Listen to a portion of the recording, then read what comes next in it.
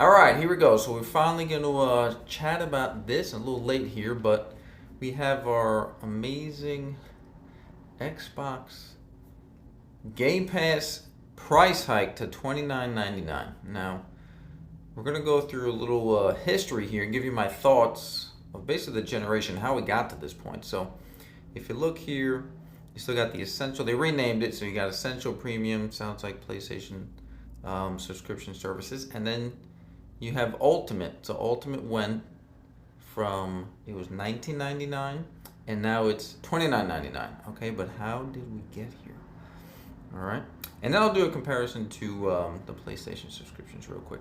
So if we go here, those are the PlayStation ones, but let's talk about, all right, the console generation in general for Xbox, for the series consoles, right?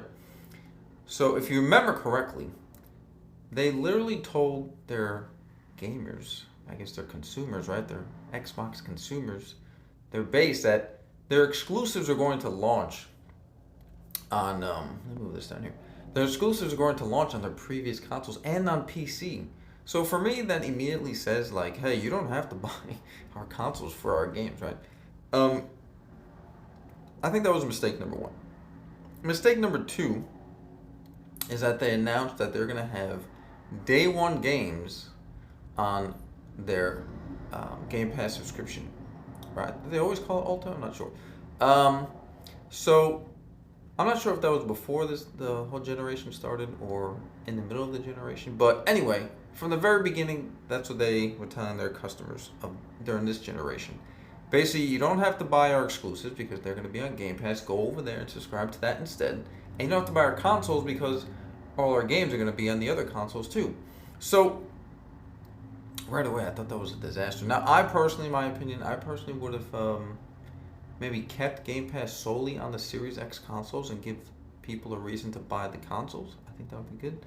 And I wouldn't have done the day one games. I think that's a financial obvious disaster. But anyway, then from there we had the the whole COVID and the lockdowns and stuff, and basically everybody's home, and there's a lot of people doing people home gaming, right? Trying to keep themselves entertained. They lost their jobs, or getting they're getting paid to be home, right? Not to work. So we had that, which boosted some of their subscriptions, and Microsoft that's thinking like, hey, everything's going great. Even PlayStation subscriptions were up during that time too. Makes perfect sense. But Microsoft thought that was going to continue upwards like a Netflix subscription. And I had a screenshot somewhere, I don't know where, but they literally thought, they're projected that they were going to get to like 50, 60, 70, 80, 90 million. Like that was literally from their insider notes. If I find it, maybe later I'll put it at the end of the video or something. But that was there, that existed. Now, my thing is that Game Pass is never about the cost. Well, at that time, it was never about the cost. That's not the problem. Or that's not the number one thing keeping, or the barrier, okay? It's really the time, okay? So movies, you can watch a movie, hour and a half, 2 hours, 2.5 hours, 3 hours, done. TV shows, a series, 10 shows, about an hour or something, 10 hours, done. Games are like, today it's like 15, 25, 40 hours. Like, it takes a while to get through a whole game. So it's really about, the cost is time. It's always been super cheap at $10, even at $20. It's super cheap because you're getting a lot of access to games, right? But do you have the time to play them is the number one concern that I've always felt. And I do have a tan here because I was playing basketball, so that's that. Let me see if I can get a little more light on me though. Let's just move this a little bit. Anyway, now from there, all right, they were thinking that again, that they were going to get all these subscriptions, going to increase even more. And actually, when they saw that they were not continually to increase, from 25 to 30 or something, they decided that they were going to fold in their Live Gold subscribers, right? Those are just people that, like, I think just had, or Live, right? There's like a low end, like if you just have an account or something, it's called, maybe it was called Games with Gold or something. So they converted those into Game Pass accounts. right? And they called them a Game Pass subscriber. So like they were like finding ways to like fluff up their numbers because it wasn't going well. It was hilarious. Um, so there's that, and then they bought obviously Activision Blizzard King, and they thought like, hey, if we just get all of these publishers and we'll put all of these games onto Game Pass, then we'll get more people to subscribe to Game Pass. Now, that kind of makes sense, but the thing is that it was an extremely expensive purchase. It took them years to actually, nail it down. Sony was pushing back, and they're like, it took them to court, and they're like, hey, what about Call of Duty, right? That's like the biggest reason, right, for Activision Blizzard King, right?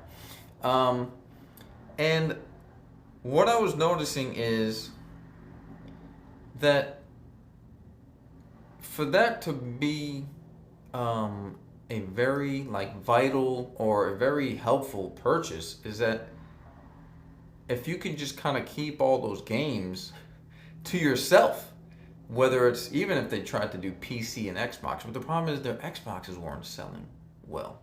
And till this day, right, so we're here in October 2025, the Series X consoles haven't even outsold the Xbox One consoles from last generation, which everybody remembers as a complete disaster from day one because they decided that like, hey, they announced it with, oh, we're gonna do TV and the Kinect camera and it's included and DRM and all that stuff. Like, people were upset from the very beginning about all the stuff they were doing, and then Microsoft had to do a whole 180 on almost everything. But their Series X consoles weren't even as much as like Game Pass is cool. You had a cheaper Xbox, right? This white one here, the Series S. You had the more expensive one. Like, they just never took off, and I really believe it's really because they literally told their consumers like, hey, you don't have to buy it because you can play them over there. You can play them on PC. You can play them on last gen, and just don't even buy our games either. You can play our games somewhere else too. That was on PC. I mean, and the old consoles on PC and the current one. So if you're not gonna have your consumers get all these games, and you can't keep them away from your competitors because you're not gonna make enough from your gamers to buy them, so you have to keep everything third party, multi-platform, and then what happens is basically this purchase that they made didn't really move the needle properly. There was an article recently that Microsoft realized that this past, I think it was from Black Ops 6, that they lost $300 million of sales that they would have had on Black Ops if it was not on Game Pass. So I'm sure there are a lot of other games they probably felt the same way about. But it's really bad, everything, how things are going. So yes, I have that note there. The other one, to finish off here, that's how we got to this thing here. They realized that they are not getting the subscribers. They realize they're not selling consoles. So they're like, we need to make more money. And how do you make money? You got to sell your games. And how are you going to sell your games? You got to get people off of Game Pass Ultimate and make people buy your games. No more day one, basically. So instead of them saying no more day one, they're kind of like nudging, indirectly pushing, not indirectly, but kind of pushing people, basically pushing people into their premium tier. If you notice, that one's in the center, that one's a darker green. Into their premium tier, where it says that their games are going to come.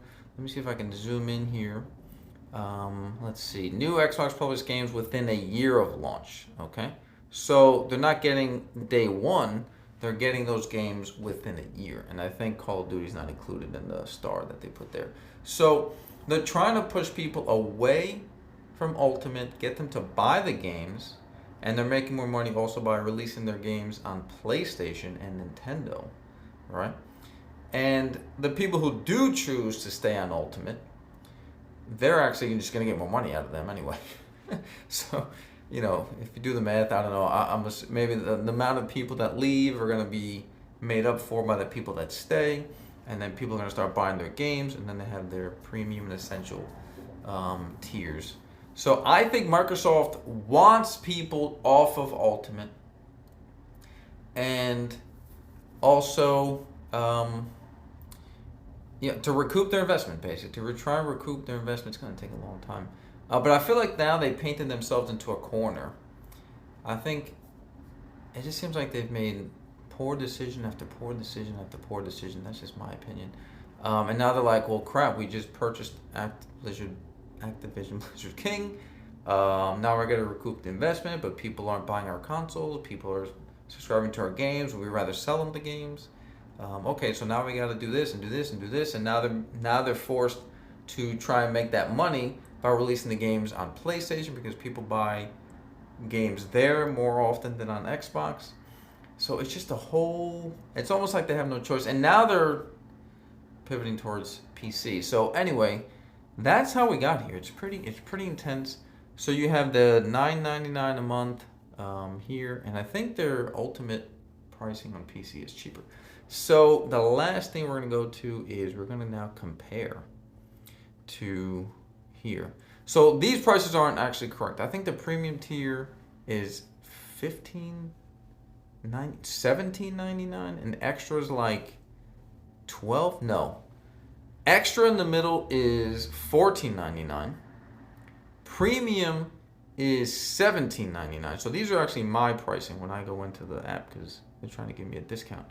So if you look here, if you look at, it says 400 games on Ultimate, 200 games on Premium, and let's see, Essential is 50 games. So here, Essential, you get the monthly games. That's super cheap. I think that's just $10 a month. But you can do yearly pricing here. You can't do yearly pricing on Microsoft. You have to do monthly, which is unfortunate. There's a time here. I'm at 12 minutes. So I gotta see here the number of games in the game catalog for PlayStation is a little bit.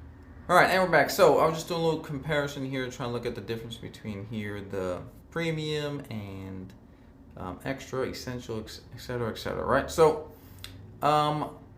essential here and the essential over here, you get monthly games. I prefer that because at least the games, they don't disappear. Like, you subscribe, you add them to your library, and they're always there. You can play them as long as you're subscribed. Awesome. Now with the extra tier, we're going to compare this one for now. It says 200 here on the Xbox One, and then over here, if you go, you look online, okay, how many games are in the PlayStation Extra tier? Okay, so PlayStation Plus Extra gives you access to a huge catalog of PS5 and PS4 games. There are currently 665 games available on the PlayStation Plus Extra tier. Do you want to hear more about some of the popular games on this tier? So that's a good amount. Now I've heard like about 400. Now this one's saying 600. So there's a ton. So a lot more games here. And then if you go to the premium, how many games are in the PlayStation Premium subscription? In North America, PlayStation Plus Premium has over 700 games and includes all the games from the Essential and Extra tiers. There are also classic games from older PlayStation consoles like PS1, PS2, and PS3. Would you like to know more about PlayStation Plus Premium? That's that. So 700.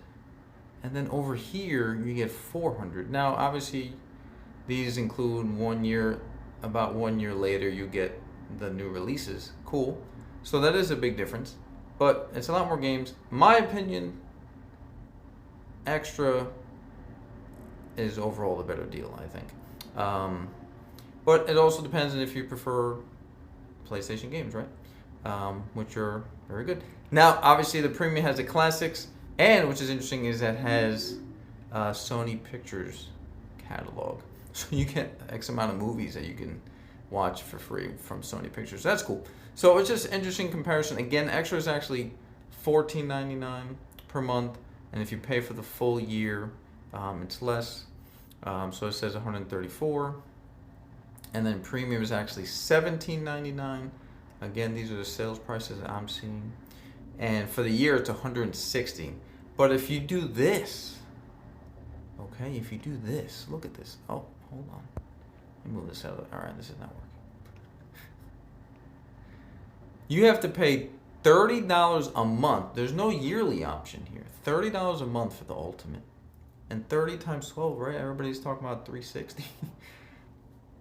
And over there on PlayStation, it's $160. That's like way less than half. And then here it's $14.99 a month. But there's a yearly price over there. Here, there's no yearly price. So it is just, at this point, yeah, the PlayStation subscriptions seem better in my opinion. There's some cloud streaming on the PlayStation 1 too, for the premium, so that's there. And I guess that's it. I just wanted to share, compare, and talk about it. So it is just very interesting where Xbox is at. It's rough. I see them becoming strictly a third-party publisher. They're going to make some consoles. They have the ROG Ally. I want to make a video on that. Their Xbox ROG Ally X, which is, I believe, misleading marketing. Not not really an Xbox. So they're going to go into this. They're going to start steering people away from console and onto PC, I think, before they completely bail out of gaming. And this is being pushed to them by their shareholders. So even going back to last gen, their shareholders are like, yo, why are we even doing this gaming nonsense? Or not even really making money here. They make a shit ton of money in other areas, right? With their software, right? Microsoft Office and Excel and software, all this other whatever stuff they have, just basically everywhere in the corporate world. But in gaming, it's just been like a hit and miss, right? So, yeah, that's that. So anyway, thanks for watching. I guess that's it, and peace.